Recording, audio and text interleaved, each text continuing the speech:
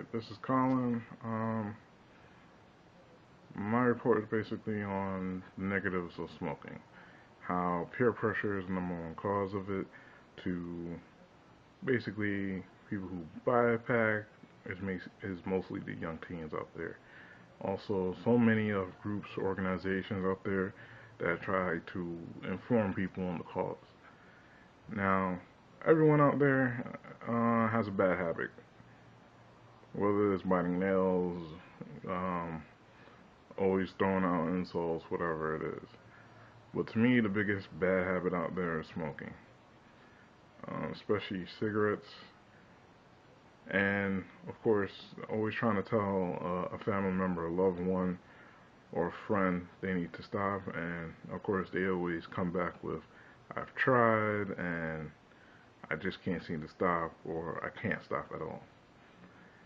And for that reason, it's kind of played out because they just quickly have that guard. That's their automatic defense of saying, hey, I tried, leave me alone, don't bother me no more. And what they don't realize that out there, the American Heart Association declares that the single most audible risk factor out there is smoking, contributing to early deaths in the U.S. Smoking has stemmed from young teens being forced into peer pressure. Of course, my father at a young age was one of them. Still smokes to this day. Now he tries to cut back as less as he can. But the American Cancer Society also feels that smoking really all stems from young teens being forced into it. Nowadays, you have, unfortunately, it seems to just be the one cause and effect out there is peer pressure. And to encourage a person to change his or her mind in order to fit in with the group is the number one cause of peer pressure. Which peer pressure, of course, everybody knows, is the key factor in all things. No matter what you try to do, I think now as you get older, peer pressure doesn't affect you. When you're young, peer pressure is the number one cause that does affect you, because as a youth, young teen, preteen, however you want to call it, just teenager in general, your mind is open up in many ways that you're finding out who you are. And of course, that's when a lot of people try to influence you to doing what you don't want to do. As considered, of course, that's the part of peer pressure. Then you have, of course, the addiction side of smoking. Smoking seems to, of course, be the number one addiction out there that, just like all other medications that are addictive, it basically leaves a feeling of the mind and body to have the adaptation to nicotine. Nicotine, of course, is that one thing that is like the one drug that those who smoke need to have, just like drinking and all that other stuff.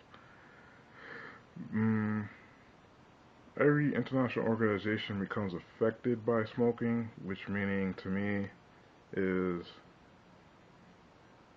no matter who you are, where you are from, or who you work for, you're the number one influence around whoever you are, wherever you're at. Whether you work for a company and you're higher up, you have people who work for you or under you that look to you to be the next big chief. Basically, by you going out smoking and not caring, they make them wonder why they should work for you. Just like if you are a parent and you have children, you don't want them to live a bad habit, but at the same time, it's kind of hard if you're doing the bad habit, to me. Just like where you're from, they try to live a healthier lifestyle. Say, a lot of places New York, it's always, you see trash everywhere on the street. You come down to another state, the street's clean. Of course, you going around smoking, doing whatever you want in an area that you're not allowed to do that in, kind of makes you the rule breaker of the whole factor. Another main point is, which is why I said it's the cause and effect of it. Of course, from smoking, it causes your bloodline to basically have inflammation in the blood vessels, which can lead to dangerous medical conditions, giving you whatever disease, I can't remember the name, but causing your lungs to go black or shrivel up, causing your blood vessels to decrease, making it harder for you to breathe actually, from if you're trying to do like activities like sports. If you're an athlete that likes to, a runner, don't smoke, because if you do, it's basically causing you nothing but a health risk. And if you start, just quit, because it affects the lungs. It affects the lungs. It causes the blood vessels to basically slow down or deteriorate, as well as preventing the nutritions like oxygen to reach the lungs and get it to where it needs the blood vessels to go. I mean, the blood in the vessels to go. Also causing your skin to dry up, look horrible. You could be a 32-year-old or a 40-year-old, smoke all your life, and look like a 85-year-old. Who really wants that? I mean, if you're 26 or 30 and you looking like a 82-year-old person, that's not a good look. So, really, in conclusion, out of everything, everyone has a bad habit. Just some people cannot quit. And smoking seems to be that number one bad habit that people just can't stop. Of course, trying to always tell your loved ones, friends, family that they need to quit,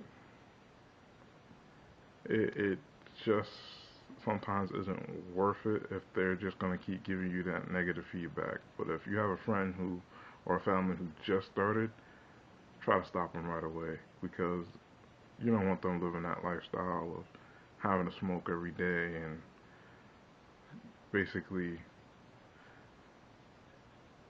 just destroying their life with constant cigarette smoking and always having to be a fiend for it, be an addict. Um, Pretty much that's it.